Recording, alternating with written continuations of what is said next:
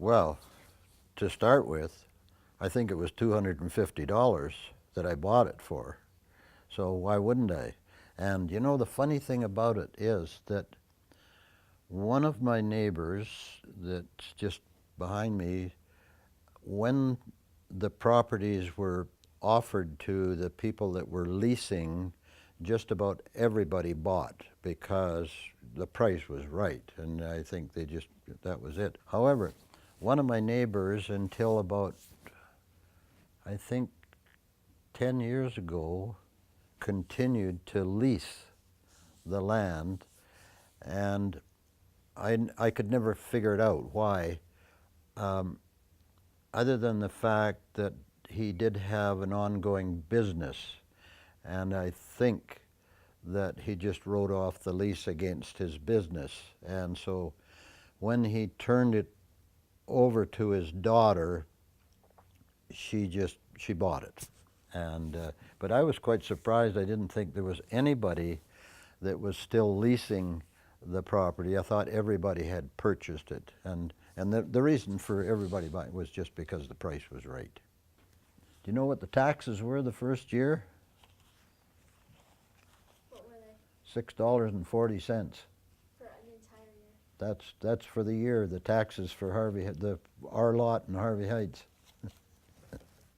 I'm just guessing, but I think there's a little over 100 sites up there, and I think there's probably about, at the most, 5 to 10 of the originals, you know, and some of the places have turned over maybe 3 or 4 times, and you know, every once in a while you see a sign go up, and it's sold, and they got new neighbors.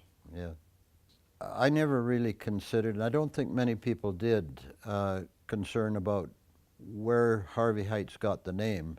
And anytime I talked to anybody, they said, oh, it was named after Eric Harvie, the multimillionaire who has donated land to the province for various things. And it wasn't until, I'm guessing, probably in the 70s that I was on a plane coming back from Toronto to Calgary, that I sat next to this lady and we got talking about Harvie Heights for some reason. And she said, that's very interesting, because she said, Harvie Heights is named after my boss, who was a deputy minister in the province of Alberta.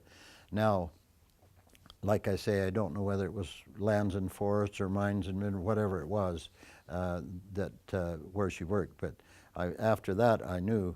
And then I've talked to somebody since, and they said, oh, yes, that's right. That's where it got its name. So I think that's pretty authentic, you know.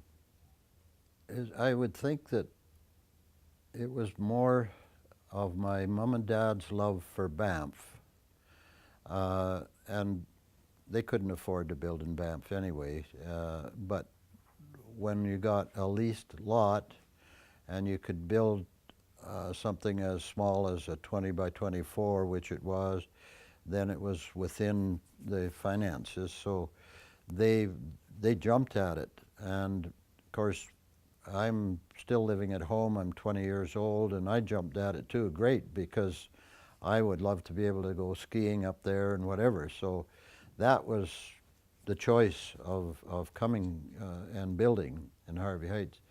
And then as time progressed, and as my dad, the title was in my dad and mother's name, and as my dad and mom got older, they turned it over to me.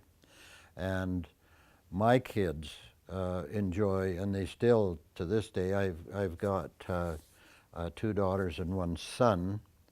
And one daughter lives in Vancouver, so she doesn't get that much of an opportunity, but my son lives in St. Albert, and my daughter lives in Calgary, and they're both married and have children of their own, and they love coming up here. And of course, they're still working, so it's a weekend type thing for them. And my daughter in North Vancouver will pop over here as many times as she can too.